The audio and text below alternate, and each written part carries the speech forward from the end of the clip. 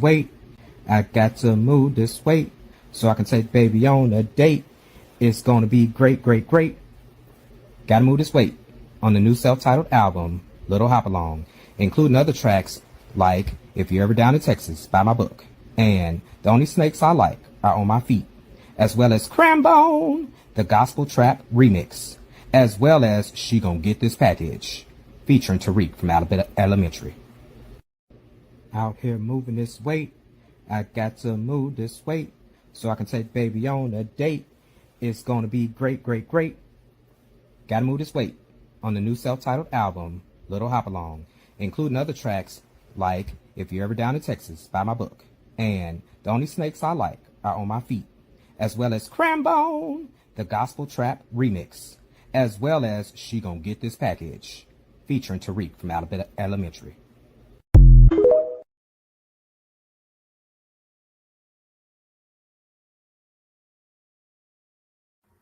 This author is a Midwest native who discovered the writing bug as an undergraduate at Truman State University. He has since become a published writer who has crafted prose across multiple genres, including biblical, family, relationship themes, and credits Sandra Brown, Harlan Coben, Neil Gaiman, and Walter Mosley as his favorite authors. He is an active member of the American Writers and Artists Institute.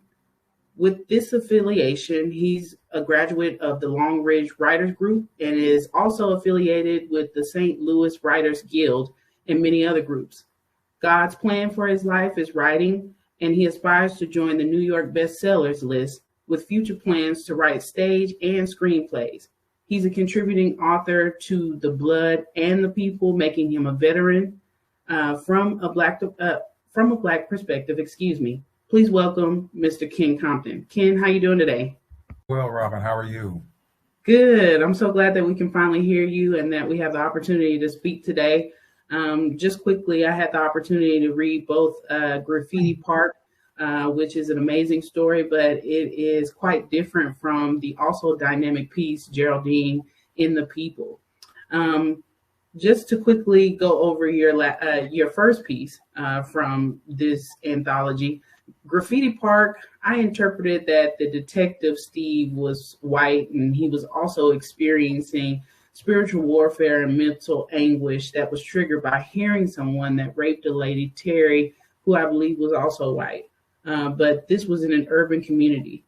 His own experiences seem to have been that he was abused as a child, and his unresolved anger was not helping him to function as a healthy person day to day in his role as a detective. Can you share the connection of his emotional trauma to the historical mural wall that is repeated over and over in Graffiti Park? And also, can you talk with us about the mysterious old lady? All right. Well, thank you for the question. Steve actually has not a connection to the mural wall, but he does have his own history with the Irish mystic whose name is Beatrice in Graffiti Park. He is connected with her.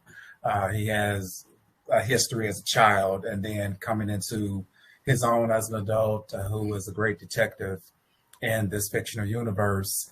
He encounters her again while trying to solve a crime, and it just so happens she witnesses the assault of this young lady. So it creates a little bit of a mystery as far as how it all ties in together. Okay.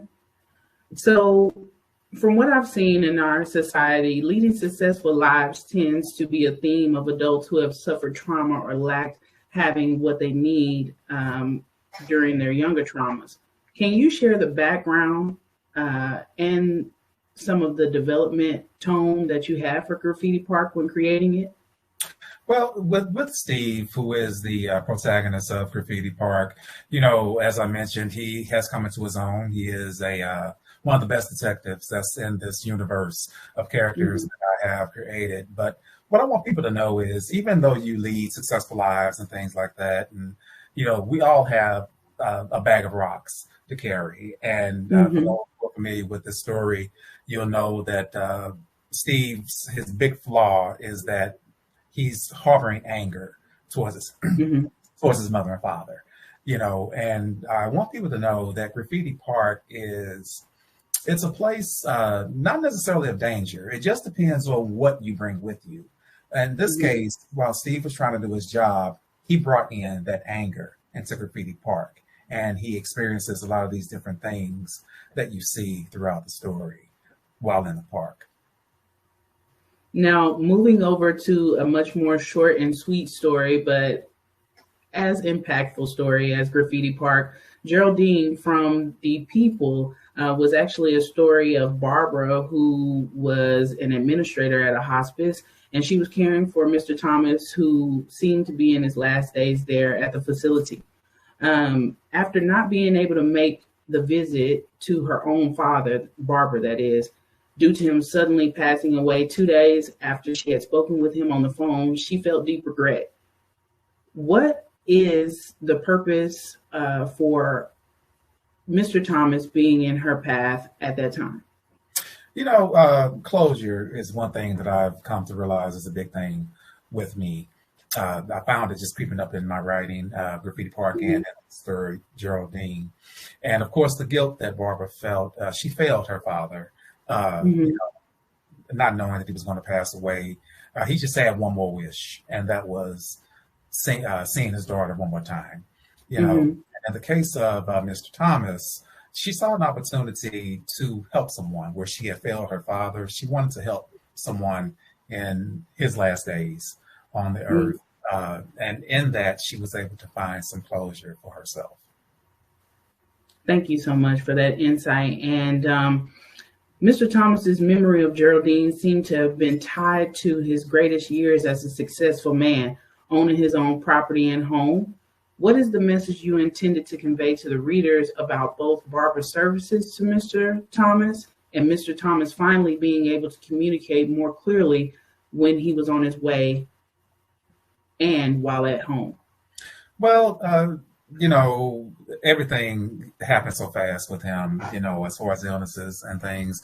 And we all don't get an opportunity to, in our last days, to do the things that we kind of want to do. And Barbara, in doing research for this story, I was actually some feedback that I was given from an actual nurse, and I mentioned this in the story, how it's uncommon for an administrator to take an interest in the residents. But of course, she took an interest in him.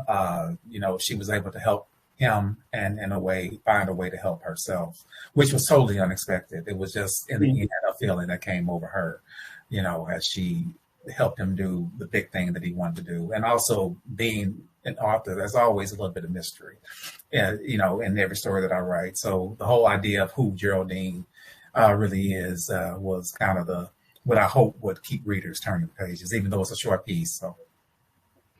Now, I don't know how far apart these two literary works, both Geraldine and Graffiti Park, were actually written, but I wanted to know, from your perspective and doing more so work in terms of using the theme closure, do you think that both of these stories were written at different times to where you dealt with closure differently for your own personal events that have occurred? Actually, yes. Closure is something that, I have dealt with in my life, dealing with things that have happened in the past. And I'm hearing that from a couple of other authors too. And I didn't even know that closure was going to be a big thing for me. Yeah. But it just so happens that it has been. And even in the first story of the series that I'm going to write, closure, once again, is a huge thing for the antagonist of that story. So, I'm glad that I was able to be a part of this anthology to share a longer piece and a short piece, and to put in the idea of closure for both of them, in a longer and a shorter piece. So I'm grateful for that. Yeah, I'm totally grateful too. And just both of them having strong differences as far as conclusion is concerned, Kent. That's the reason why I asked about the things that you might have been going through when writing Graffiti Park, because it seems like it almost hit a cliffhanger. And then with Geraldine, it's like we had this definity when it came to, closure and them both having hope toward the end. So Thank you so much for your time and contributing to both pieces. And you have a great evening. Thank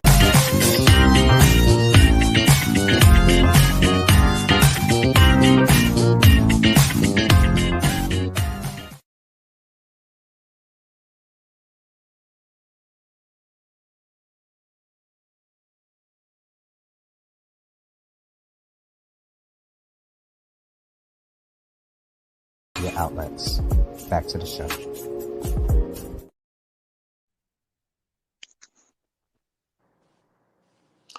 Welcome back to From a Black Perspective. Shouts out again to Robin and Monica. Monica, that was a very, very deep story. We're now here with author Ken Compton. Ken Compton is a native of St. Louis, Missouri. He's also a graduate of Truman State University and a fellow chapter member in the mighty Muta chapter of Phi Beta Sigma alongside author Eddie Pierce. In his childhood, he was inspired by authors R.L. Stine and Christopher Pike. He's been writing since 2007. He's also contributed to the series From a Black Perspective, The Blood, where he published an excerpt of Graffiti Park, a surreal crime drama series of the same name. Now, Ken, we can go ahead with your reading. Thank you so much, JD, and thank you to Rainbow Room Publishing and all of our viewers for spending time with us this afternoon. My reading is indeed Geraldine, taken from a Black Perspective, The People. Lights out was at 9:30 p.m., and 218 was the last room Barbara had to inspect. She peered inside where a moonlit window illuminated a frail man resting on an angled Tempur-Pedic in an otherwise dark, somber space. There was something familiar about him. His silver hair was unkempt. His eyes were partially opened. His brown skin was cluttered with moles, and breathing tubes nestled at the nostrils instead of the mouth left him free to speak. The man turned and met her interest. Her father had the same sunken face. "I miss Geraldine," he said. "Come again, sir?" "I miss Geraldine." Barbara hesitated. The man looked away. "I'll send a care team member to assist you," she said before departing. Barbara Noble, administrator, had been newly inscribed on the door plate of the large office at the end of the hall. The Safe Haven Hospice logo greeted her from the computer screen once she was seated behind the cherry wood desk. Curiosity inspired a few keystrokes that brightened the monitor with a patient list. Melvin Henry Thomas resided in 218, age 81, stage 4 emphysema, one grandson in the Marines overseas, no other known relatives, no mind-fogging side effects from treatment, no one named Geraldine. Oh well. Barbara messaged a care attendant, and logged off. The burgundy executive chair cooled her back as she reclined. It was uncommon for administrators to take personal interest in residents, but Mr. Thomas's resemblance to her father disrupted objectivity. "I need to see you today, Barbs," he said some Tuesday morning not long ago.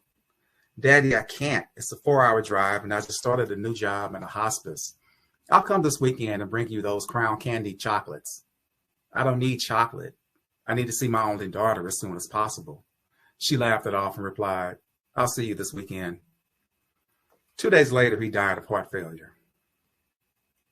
The permeating stink of sickly bodies greeted her upon arriving at Safe Haven early the next day. A gulp of brew broke the stench as she walked towards the stairwell, avoiding the wait for the elevator. On the second floor, room 218 was to the left, where not much had changed from the night before. "Good morning, Mr. Thomas." She stepped inside and placed her coffee and purse on the bedside table. "Is there anything a staff member or I can do for you?" The familiar face greeted her. "I miss Geraldine." Who was Geraldine? And I'll end my reading there. Thank you, Ken, for that amazing story. Based on experience from me, taking care of an elderly, my grandfather. So this kind of gives kind of an insight on what we have to deal with, especially with our elderly. The personality of the main character, which you've spoken of, seems to me that she's a professional caregiver, and it's so clear. But did you also draw any personal experience as a caregiver on this story? I actually don't have any experience with caregiving myself, especially someone experiencing, facing death themselves. But this piece was inspired by my grandmother, who I speak of in the author's note. And she truly did miss Geraldine, as I mentioned. And people often ask, well, where do you get your ideas? They ask authors that all the time. And I used something that my grandmother used to say when she went through that, missing Geraldine, and I just turned it into a story. Well, we appreciate that. And then let's take a question from our audience. When can we expect the first novel in the series Graffiti Park? Well, what I can tell you is that Graffiti Park is indeed underway. I have started the writing of the novel. What I can also say is that I'm reusing characters that are in the short story, as well as introducing new characters as well. I don't have an exact timeline, but believe me, to those who were a fan of the short story, I appreciate all of your encouragement, and believe me, it's coming. So I won't disappoint you. I hope I don't. Well, thank you for that. And we'll be looking forward to that Graffiti Park. And thank you, Ken, for your time. And we're going to go to another commercial break. Thank you. Available now from Screenwriter Inc.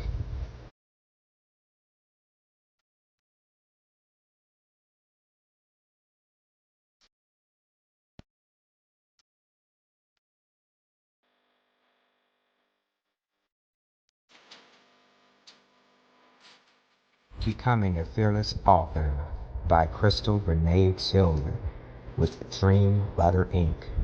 The essential writer's guide for authors both new and published. Get your copies today. Hello, my name is Keith Clark, founder and CEO of Beyond All Limits. Just coming to you guys with a quick, very important event. Save the date, July 28th through the 30th. Again, July 28th, 30th, as Beyond All Limits hosts our second empowerment conference in Houston.